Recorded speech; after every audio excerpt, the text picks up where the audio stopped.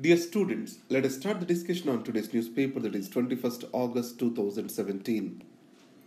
The first article, did Sasikala go out of Bengaluru prison? You know that prison management is important part of criminal justice system and is also critical for the rule of law. So in these circumstances, understand the prison management in India is being favorable towards the rich and influential. The Sasikala incident exposes the same. That's what we need to understand here. Note ban has starved the Maoist of funds. The government has clearly stated from time to time that the demonetization has hurt the interests of the terrorists, insurgents, and also the Maoists. In that way, it has served a larger purpose. The next editorial page, Patriot Games at Antiracism border. What is nationalism? Nationalism of a country is not in denigrating the other countries. So nationalism has to be built on an identity based on self-respect and pride in oneself. So if nationalism is built on denigrating the other, that's a recipe for war. The World War II, most of the nationalism is built on denigrating the others, and ultra-nationalism has led to the suffering for the humans across the world. So in this context, the retreat ceremony at Wagah and Attari border, it is giving a sense of ultra-nationalism by denigrating the other's identity.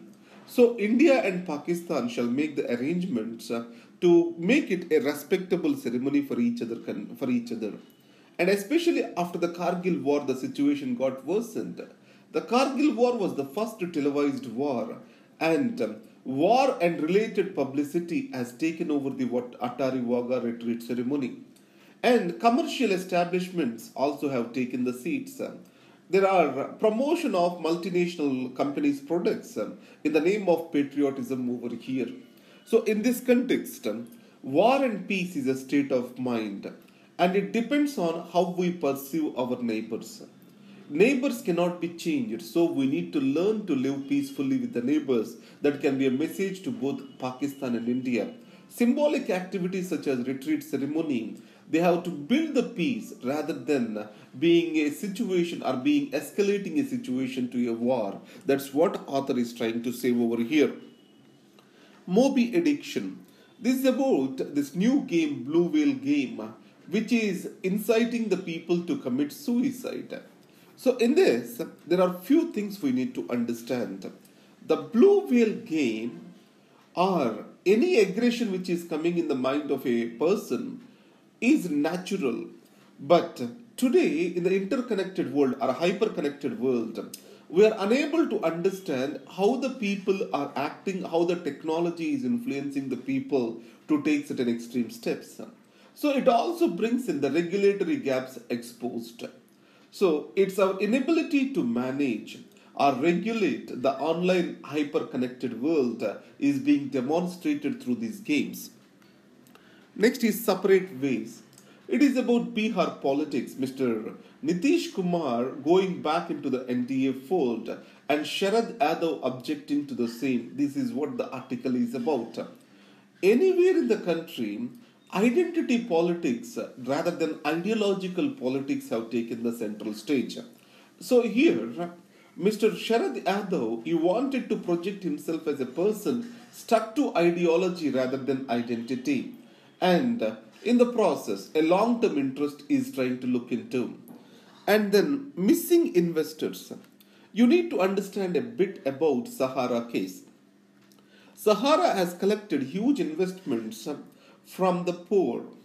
Here, there are allegations that Sahara has tried to launder the money.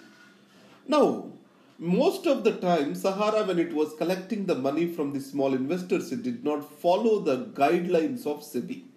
And SEBI filed the case on that. And finally, Supreme Court has asked the Sahara to return the money to the investors. And SEBI was made as a nodal agency to do this. Here, Sahara has given some 12,000 crores for SEBI to distribute it to the investors. But there are only few takers. It strengthens that particular argument. The Sahara is involved with money laundering. So the money laundering dimension to this entire episode need to be seriously investigated. Now, the important aspect in the money laundering is layering of the money. It means that money moves through various stages to finally reach to the person whom it belongs to. So this is a process of layering or what it has to be understood. Most of the time students equate black money with money laundering. They are two different things. Money laundering is about cleaning the money. Cleaning money means converting the black money into white money. Here, the money comes through illicit sources, either drug trafficking or through extortion or through corruption. It goes through multiple layers, finally lands into the owner as white money. That's what money laundering did. So Sahara is said to be the front office for money laundering of various political leaders. So this angle need to be clearly investigated. Now the next thing is safeguarding the interests of the farmers. Now there are accusations on the government that in promoting the WTO and related provisions, it is moving away from the interests of the farmers of India. So here there are two agreements that are in discussion. One is trade facilitation agreement and also the administered price mechanism or minimum support price of the farmers, which we call it as. So trade facilitation agreement, it is not about market access. It is not about providing goods and services a market access, but it is about providing for reliability of trade. Now, at the ports, most of the time, the goods are used to wait for months together. Because of this, a huge loss is incurred. So reliability, efficiency, smooth bureaucratic processes, this is what the trade facilitation agreement is trying to bring in. And second is the minimum support prices. Here, these come under green box subsidies. Remember carefully, anything which is holding a grain for public distribution comes under green box subsidies. And you know that a green box subsidy is not a trade distorting subsidy. It means governments are allowed to provide for the green box subsidies. But if the grain which is being stored for public distribution is collected through subsidized prices, administered prices, not by the market prices, then it comes under trade distorting. So here there is a ceiling kept by WTO, that is 10% rule. It means the total value that can be collected for distribution at the administered price shall not be more than 10% of the value. If it is more than 10% of the value, it is trade distorting and it can be taken as a dispute and can go to dispute resolution mechanism. Here there is a peace clause. Because this provision is not yet been, or else there is no final solution which was found for this administered price mechanisms and grain subsidies, the peace clause was introduced. It means that till final solution is reached, the countries can breach this 10% rule. That's what is existing. And third is, states such as Tamil Nadu, these have universal PDS. Now under NFSA, National Food Security Act, these states are expected to identify the priority households. One of the criticism was NFSA has tried to reduce the scope of the program in states such as Chhattisgarh, Tamil Nadu, etc. What author argues is, today the burden of subsidy, most of the burden of the subsidy has shifted to center under the National Food Security Act. If you take the holistic picture, the states have benefited rather than lost in this particular exercise. Now, let's come to the news page. Again, the childhood displaced.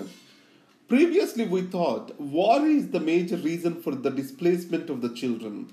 More than war, today natural disasters are displacing the children. Here, the children in the Sierra Leone is an example for the same. And 40,000 attend the anti-racism march. You know, protests and counter-protests have become common in United States of America. This is a counter-protest march against the racism. The white supremacist voice is growing and counter protests want to engage against this particular voice. So in Boston, this is what has happened. And second is, the mullahs can't put brakes on her singing. It is the first singer of Afghanistan, Miss Saeed Ariana Sayyid, has performed a public function. And then corporate governance focus on SEBI, especially Mr. Vishal Sikka's resignation and then loss of revenue to the investors was the attention of the SEBI.